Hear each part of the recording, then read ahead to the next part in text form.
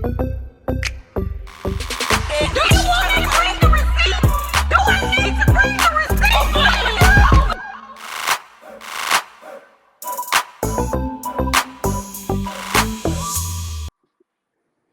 All right, this is season 12, episode 3. This episode was better than last week's episode. And I have to say that there were some serious topics in this episode. So, not a lot of things that were like funny, but just serious topics. So, I'm going to start with Quad and her build a husband. I'm not trying to be mean. It's just how I kind of feel about Quad and her, her boyfriend. She's putting the cart before the horse. I already expressed that I don't believe King is who she purports him to be. I think he was a response to Dr. Greg and Sweet Tea coming on the show last season.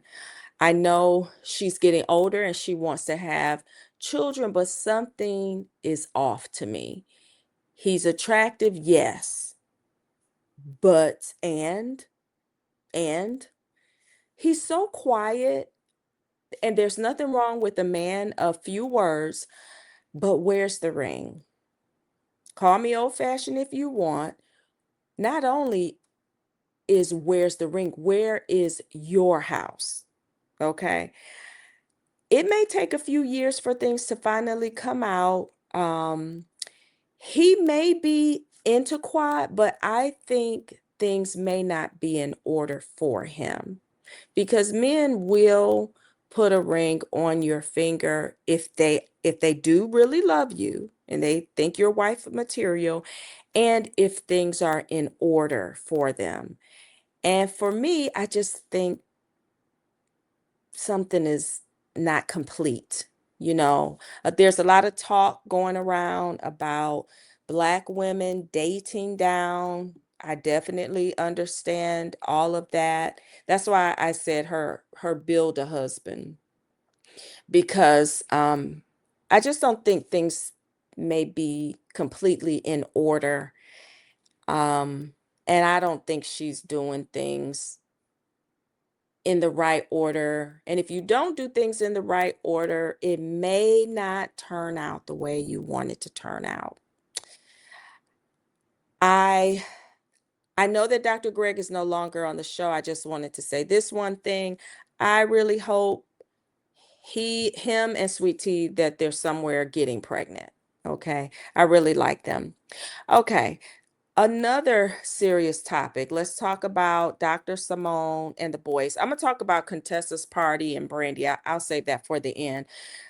So, for Dr. Simone, the boys, her grown adult boys, and Cecil, they're sitting down. Listen, if your son, I'm talking to Dr. Simone, if your son wants to go to grad school, then he needs to figure out how to pay for it. Him and Cecil, they need to figure that out. Dr. Simone's blow up to me indicated that she may be handling and paying for all of the expenses. And I think that Dr. Heavenly in the past has said a few times that she didn't think that Cecil worked. I hope that's not true. I really, really hope that is not true. Just a little side note, my sister ran into Cecil at the airport just a couple of months ago, and she said he was so extremely nice. My sister, she doesn't watch Married to Medicine, and so she didn't know who he was offhand. And he was kind of glad she didn't know who he was. He didn't do or say anything inappropriate, but I think if you're like a celebrity, it probably feels kind of good when people don't know you and they could just really interact naturally. But my sister, she realized who he was like after they had had their conversation and whatnot. But Cecil, he's my favorite husband. He really is. But back to their kids, you have to set boundaries with adult children, and it really can get messy when you're remarried and now you're talking about bonus adult children expecting you to pay for this and that.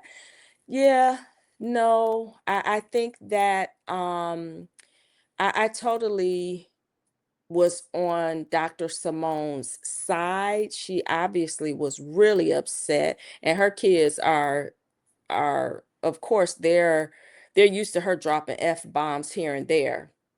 Um, when Michael, I think that's her youngest son, when he said, what did he say? When you have a mother that makes pretty good money. Oh, that was the wrong answer, Michael. Yes, yeah, that was very entitled. I do not understand. So the 60,000 that he alone spent in 1 year, I was confused as to, is that money that still needs to be paid off that he just ran up on a credit card, or if that's just what, it's already spent and it's not like credit card debt. Either way, ooh, Dr. Simone, like, I think that I would tell my adult children, listen, if you want me to pay for grad school, then you can't be spending $60,000 a year. I mean, I'm sure his rent is already paid for, your car note is already paid for. So what was the $60,000 spent on? Yeah, there's your grad school. There's your grad school for 1 year or however much it's going to cost. I guess I'm just kind of old school, but I think that it's okay for young people to struggle a little. It builds character. I've had these conversations with families before. I have. They're not going to learn the value of money. However, Dr. Simone put herself through med school. She said she took out loans and whatnot. Exactly. I had to take out student loans when I was in school. So I really don't understand these young people thinking that their parents are supposed to go into debt for them for grad school. No, like I said, you all could say what you want. Let me tell you something. They need to learn the value of money. I don't care what white people do with their children. I don't care how wealthy anyone is. Every adult needs to learn the value of money, and you don't learn the value of money if it's given to you freely. Okay? So, I could understand her flying off the handle. All right, let's talk about um, Dr. Contessa and Brandy's dinner party. Both of those are going to kind of uh, be conflated a little bit. So, Contessa, you know what? I was really surprised when Toya said $40,000. I just knew Toya was going to say, that's it. But no, Toya was like, that's a lot. That's a lot for your birthday party. So that was kind of a little shocker there. I love the 70s theme. I think she was turning 49, her very first birthday party, and she had to plan it. And so what? And so what? Okay. If you can find a husband that gives you 80% of what you want and need, you're doing fabulous. Take it from a woman. I'm on my second marriage. Okay. So I know a little bit of something. And I so hate that Contessa allowed the other women to get under her skin and give their little viewpoints on what he should have done. You've never been given a birthday party. He should have done that. Scott, he just isn't like that. So what? I'm sure he's fabulous in other areas. Yeah. Oh my gosh. So what? I don't care if she had to plan everything. No, he's not a bad husband. Sorry, he's not. It is what it is. You got to take the 80% and be happy with the 80%. Now, what I was disappointed with Contessa, because now we're going into Brandy's dinner party, where she just started throwing daggers at everyone. So I don't know if there was some editing, if there was something that I missed, you know. But anyway, the mess started when Brandy called her husband and thanked him for giving her the dinner party. I did not hear or see any shade coming from Brandy. Now, Dr. Heavenly tried to start something before Contessa arrived. And I'm not sure if someone got into Contessa's ear or she just was really feeling self-conscious. I felt like it really took Dr. Contessa out of character, because to me, what I've seen so far, Brandy seems like she is every positive attribute I could think of. She seems like she is polite, courteous, seems like she has very good bedside manners, unlike what's her name? The oldest doctor. I don't know why I can't even think of her name. Anyway, she doesn't come across as being snobby. She did not deserve the daggers coming from Contessa, and Contessa's party was fine. Like I said, there was nothing wrong with Scott throwing her party, but she really let the other women get in her head. And then she threw a dagger at Quad, saying she'd rather have a wedding ring. I don't know if she said wedding ring, but she said, I'd rather have a ring than a Rolls Royce. And Quad kind of took that pretty well. Quad usually gets all in her feelings, but I was just like, dang, Contessa, why would you say that? Like, and she really got emotional about it. And I just hate that.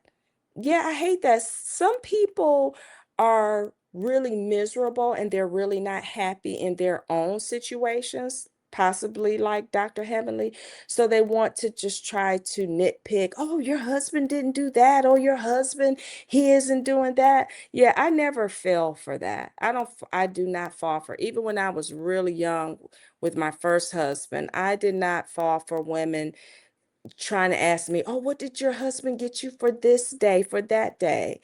Maybe I don't care about certain holidays. Maybe I don't care about that. Maybe he got me something before. Well, whatever.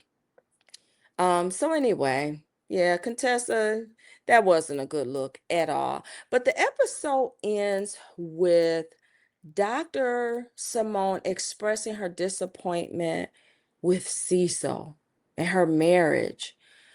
Oh my goodness. Cecil is just very laid back, and I think that irks Dr. Simone.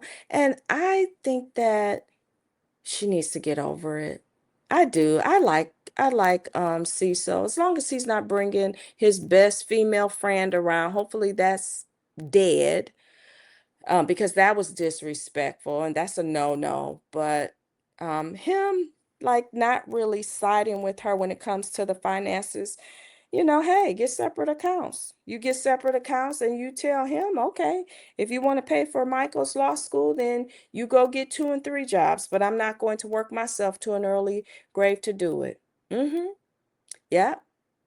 And that's all you got to do. All right. I felt like it was a better episode. I enjoyed it. I will talk to you all soon.